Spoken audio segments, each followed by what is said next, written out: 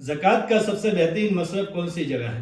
میرے عزیز دوستو، ہم رمضان المبارک کے مہینے میں بہت ساری جگہ زکوٰۃ دیتے ہیں، جیسے مدارس میں غریب طلبہ پڑھتے ہیں ان کے لیے زکوٰۃ دیتے ہیں، اسی کا طرح غریب لوگ ہیں، محتاج ہیں، مسکین ہیں، جہاں ہم بہت سارے لوگوں کو زکوٰۃ دیتے ہیں۔ میرے عزیز دوستو، وہیں پر آج ہم دیکھ رہے ہیں کہ ہمارے گھر پریوار کے اندر بہت ساری بچیاں بن بیاہی بیٹھی ہوئی ہیں۔ وہ اس وجہ سے یا تو ان کے لیے مناسب رشتے نہیں مل رہے یا جہیز کی زیادہ ڈیمانڈ ہے، اس کی وجہ سے ہمارے گھر پریوار میں بہت ساری غریب بچیاں بن بیاہی بیٹھی ہیں۔ ہمیں چاہیے کہ جہاں ہم زکوٰۃ کی رقم کے ذریعے سے دیگر لوگوں کی مدد کر رہے ہیں، ان کے ساتھ میں ہمارے گھر پریوار کے اندر اگر اس طرح کے معاملے ہیں تو ہمیں چاہیے کہ ہم اپنی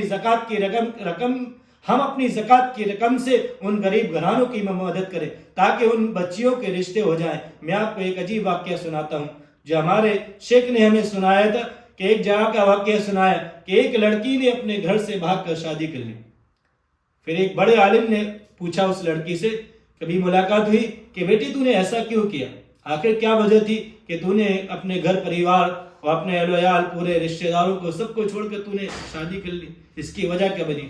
تو اس لڑکی نے کہا کہ مولانا، میرے لیے دیکھنے کے لیے کم سے کم 50 لڑکے آئے ہوں گے، لیکن سارے لڑکوں نے مجھے فیل کر دیا۔ یا فیل کرنے کی وجہ سمجھیے کہ میرا رنگ روپ بنی، یا پھر ان کی وہ جہیز کی مانگ تھی، وہ ڈیمانڈ تھی کہ میرا بوڑھا باپ اسے پوری نہیں کر سکتا تھا۔ پھر کہا کہ اس لڑکے نے میرے لیے ہاتھ بڑھایا تو میں نے اپنے ہاتھ کو اس کے ہاتھ میں تھما دیا، یہ میرے گھر سے بھاگ کر شادی کرنے کا سبب بنا۔